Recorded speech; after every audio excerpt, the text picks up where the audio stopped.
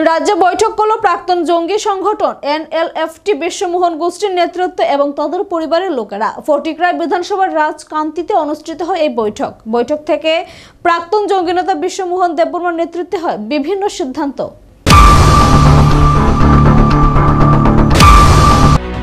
ঊনকোটি জেলার ফটিকরায় রাজকান্তি এডিসি এলাকায় বৈঠক করল রাজ্যের নিষিদ্ধ জঙ্গি সংগঠন এনএলএফটি বিশ্বমোহন গোষ্ঠীর প্রাক্তন বৈরী ও তাদের পরিবারের লোকেরা। স্থানীয় কমিউনিটি হলে আয়োজিত বৈঠকে উপস্থিত ছিলেন প্রাক্তন বৈরী নেতা বিশ্বমোহন দেববর্মা। ত্রিপুরায় একটা সময় মাথাচাড়া দিয়ে উঠেছিল বিভিন্ন সশস্ত্র বৈরী সংগঠন। রাজ্যের আনাচে কানাচে তখন নিজেদের দাপট দেখিয়েছিল জঙ্গি দলগুলো। সন্ত্রাসবাদী কার্যকলাপের আতুরঘরে রীতিমতো পরিণত হয়েছিল পার্বত্য ত্রিপুরা, যার মধ্যে অন্যতম ছিল বিশ্বমোহন দেববর্মা পরিচালিত রাজ্যের বর্তমান নিষিদ্ধ জঙ্গি গোষ্ঠী সংগঠন এনএলএফটি। প্রশাসনের কাছে আত্মসমর্পণ করে বর্তমানে তাদের মধ্যে অনেকেই ফিরে এসেছে স্বাভাবিক জীবনে।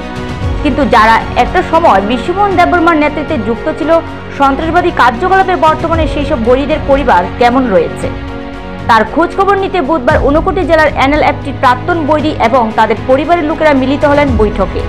রাজকান্দি এডিসি ভিলেজ এলাকার একটি কমিউনিটি হলে আয়োজিত বৈঠকের নেতৃত্ব দেন বৈরী সংগঠনের প্রাক্তন নেতা বিশ্বমোহন দেববর্মা। প্রাক্তন বৈরী নেতা জানান, আত্মসমর্পণের পর তার একসময়ের সহযোদ্ধা এবং তাদের পরিবারের লোকেরা কেমন রয়েছেন তার খবরাখবর নিতে এবং আগামী দিনে তাদের নিয়ে সামনে এগিয়ে যাওয়ার উৎসাহ দিতে এই বৈঠক।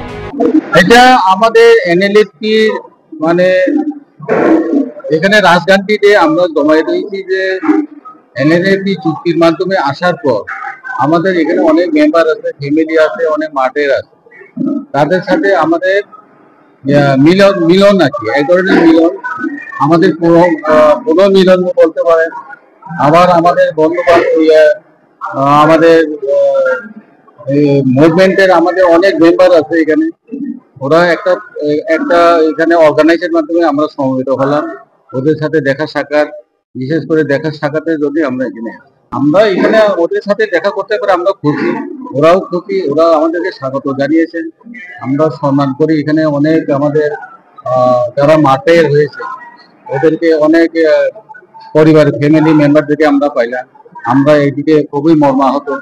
আমরা আমাদের সহযোগিতাদের আজ পাইনি হয়তো, কিন্তু ওরা সবসময় আমাদের মনে তো আছে।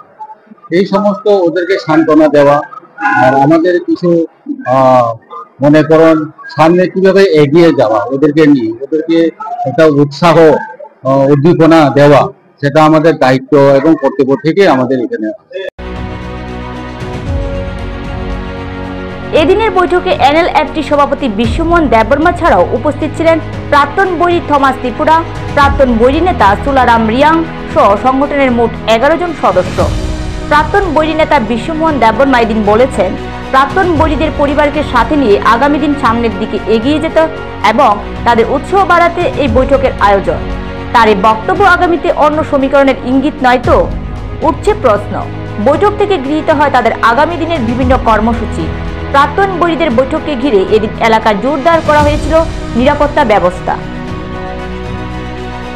নিজস্ব প্রতিনিধি রিপোর্ট, এশিয়ান টাইমস।